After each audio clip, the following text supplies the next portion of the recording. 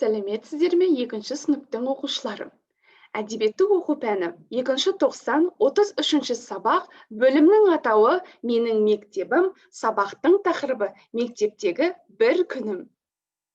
Бүгінгі сабақта мәтіннің мазмұнын түсінеді, аптаның күндері мен кейіпкерлердің аттарын ажыратады. Балалар, сіздердің назарларыңызға жұмбақ ұсынбақшымын. Кәне, ойланып жауап берейікші. Бір ұяда 7 жұмыртқа. Ол не? 7 саны қай кезде көбінесе кездеседі? 7 не болушы еді? Дұрыс айтасыңдар, 7 күн болады. Яғни, бір аптада 7 күн бар, балалар. Қандай күндердің атын білесіңдер, атап кетіңдер. Бәрекелді балалар. Яғни, бір ұяда 7 жұмыртқа жұмбағының шешуі апта екен. Апта 7 күннен тұратын уақыт аралығы. Апта күндерінің реті дүйсенбі, сейсенбі, сәрсенбі, бейсенбі, жұма, сенбі, жексенбі. Есімізге сақтаймыз, балалар. Бір аптада 7 күн бар. Балалар, әр халықтың сандарға байланысты өзіндік түсінігі мен ырымдары қалыптасқан. Өйткені санның киелігі адам өмірі мен тағдырымен байланысты. Соның ішінде 7 саны өте киелі сан болып саналады. Біздің ата-бабаларымыз 7 санын қастерлеп, бірқатар таным түсініктермен табиғат құбылыстарын, аспан денелерін 7 санымен байланыстырып отырған. Солардың бірі сендердің назарларына ұсынып отырмын. 7 қазына, 7 жоқ, 7 жетім, 7 ғалам, 7 ата, 7 жетекші. Сонымен қатар балалар, 7 ата, 7 нота, 7 шелпек, әлемнің ең сұлу да 7 кереметін де атап айту керек. Балалар, бүгін біз әдебиеттік оқу пәнінен 7 шал әңгімесімен танысқалы отырмыз. Авторы Османхан Әубәкіров. Ол кісі Алматы облысында туған, балалар жазушысы, қоңырау, күлкіңіз келе ме деген жинақтардың авторы. Мәтінді мұқият тыңда. 7 шал. Жабақ 7-ге келгенше, сәрсенбі атасының арқасынан түспей, асқа барса асқа, тойға барса тойға барып, ауыл шалдарының ортасында өсті. Ақ сақал, қара сақал қариялардың бәрін бірге ойнап жүрген жолдастарындай жақсы біледі. Сол жабақ биыл атасының арқасынан түсіп мектепке барған. Бір күні сабаққа кеткен жабақ, шашы жалбырап, танауы желпілдеп, етегіне шалынып жетіп келді. Ата, деді мылтықтай атқандай. Ау қарағым, о не, деді сәрсенбі қат, үріккендей танадай тапырықтан келген немересіне таңырқай қарап. Біздің мұғалім сабаққа 7 шалды шақыратын болды. Ішінде сіз де барсыз, деді жабақтың сөзі бір сөзіне сүрініп. Асығып, аптығып сөйлеп кеткен немересінің сөзін атасы толық түсіне алмады. Балам-ау, сөзінің қабығын аршып анықтап айтшы, деді шал жабақтың шан-шан маңдайынан иіскеп. Сонда жабақ, мұғалім ағай, мектепте бірінші күн дүйсенбі болады, екінші күн сейсенбі, үшінші күн сіз сәрсенбі болады, деді. Сосын кезекпен бейсенбі, жұма, сенбі, жексенбі аталарым келетін болды. Сіз келесіз бе, ата, деді. Сәрсенбі қарт қалақтай баласының арқасынан қағып, қарқылдап күлді кеп. О, аңқау баламай, жөндеп түсінбегенсің ғой. Дүйсенбі дегенім, дүйсенбі шалдың аты емес, күннің аты. Сейсенбі екінші күн, сәрсенбі мен емес, ол да күннің аты. Менің сәрсенбі болып жүргенім осы сәрсенбі күні туғанмын. Басқа шалдар да солай. Күлкісіне шашалған шал немересіне 7 күннің аттарын осылайша үйретіпті.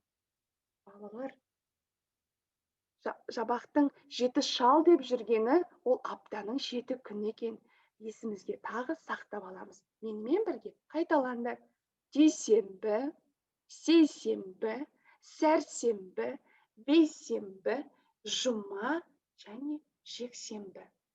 Ал есімізге сақтап, ешқашанда шатастырмаймыз. Балалар, мәтінді талдау үшін ашық микрофон әдісін қолданамыз. Бірінші мәтіннің басты бөлігіне, ортаңғы бөлігіне және соңғы бөлігіне арналған сұрақтарға өте белсенді жауап береміз. Белсенді жауап берген балаларды 5 бармақ әдісімен бағалаймыз. Бірінші, мәтіннің басты бөлігіне арналған сұрақтар.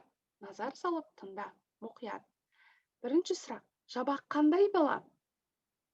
Ол атасының ерке баласы, үлкенге құрметпен қарайтын, тәрбиелі бала екен. Ол кімдерді біледі? Ол ақ сақал, қара сақал қариялардың барлығын біледі.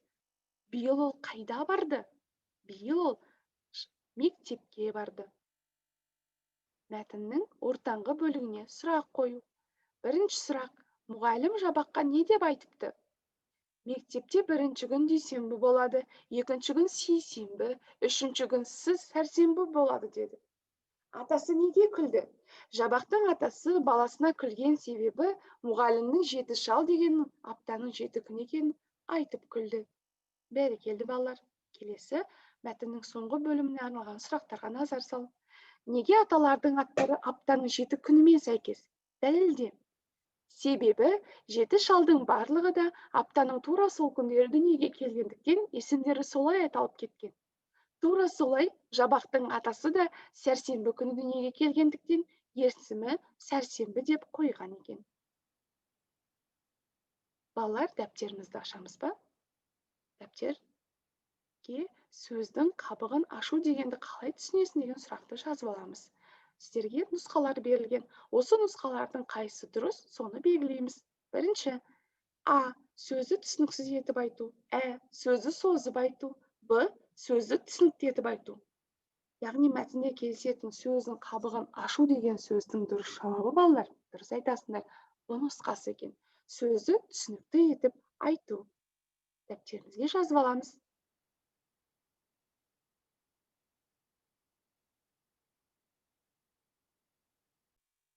Балалар, енді бойымызды сергіп алу үшін зерттеу сәтіне назар аударамыз.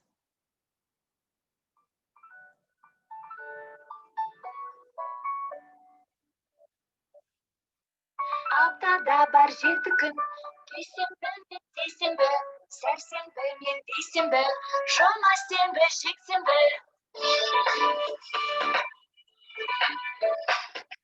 Дүйсенбіде моншақты, күздің қызыл моншақты, сейсенбіде үй ойнап, қонақ қылдым құршақты. Сәрсенбінің сәтінде сурет салдым сәкіде, бейсенбі күн биледім, қара жолға үйрендім. Ошаққа жұмада, жеп салдым қорада, сенбі күні ертегі, айтты әжем әртүрлі.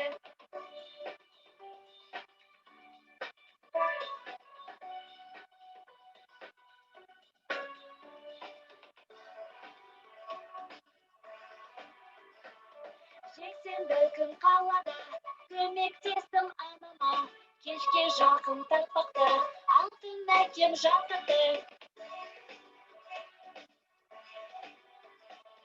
Өте шықты бір апта, дүйсенбі мен сейсенбі, сәрсенбі мен бейсенбі, жұма, сенбі, жексенбі.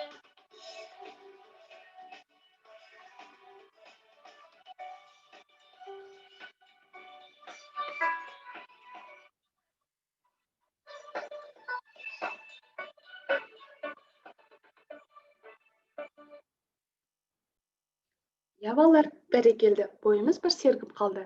Келесі 5-ші тапсырмаға назар аударамыз. Аптаның бір күнін таңдап, сол күнге сабақтардың жайлы әңгімелеп беріп. Яғни үлгі бойынша жұппен жұмыс жасаймыз. Бір-біріңді тыңдаймыз, мысал келтіреміз. Мысалға, біз бүгін дүйсенбі күнін алдық. Дүйсенбіде 5 сабақ болады. Біріншісі әдебиеттік оқу.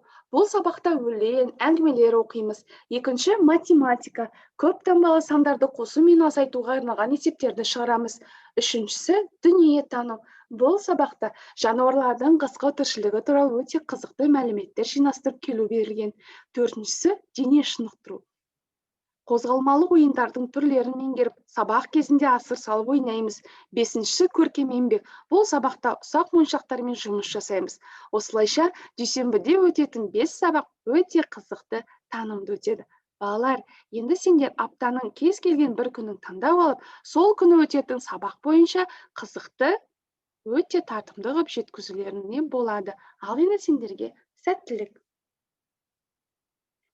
Келесі 6-шы тапсырма. Бір-бірімен мына үлгі бойынша әңгімелесіңдер. Бір-біріңе сұрақ қойып, өз ойларын емін-еркін жеткізіп, ойларыңды дәлелдеңдер. Мысалға, мынандай сұрақтар. Сен қай күні демаласың? Әдебиеттік оқу қай күндері болады? Аптаның қай күні қасиетті күн? Бейсенбі күні саябаққа барамыз ба? Белсенді болған жұптарға бас бармақ тәсіл арқылы бағалаймыз.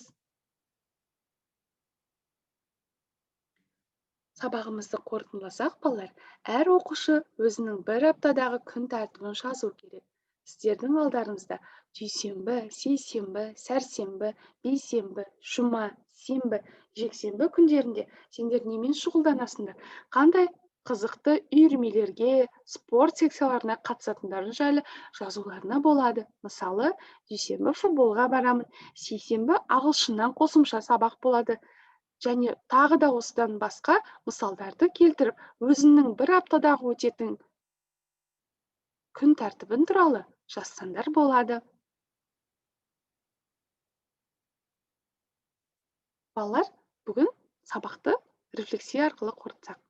Сіздердің алдарыңызда парақша таратылған. Осы парақшалардағы сұрақтарға толық жауап берулеріне болады. Бірінші, сабақ сізге ұнады ма? Өз пікіріңізді дәлелдеңіз. Бүгінгі тақырыпты сіз үшін қандай маңызы бар деп ойлайсың? Бүгінгі үйренгеніңіз осы тақырып бойынша тағы не білгіңіз келеді? Ұсыныстарыңыз бен тілектеріңізді жазсаңыздар болады, балалар. Тапсырма. Хрестоматиядан Жаманбалиевтің бір аптада өлеңін оқы. Осы мәтіннің үлгісімен өлең құрастырып көр. Құрметті оқушылар, оқуда озат, алғыр болыңдар. Сендерге тек қана сәттілік тілеймін.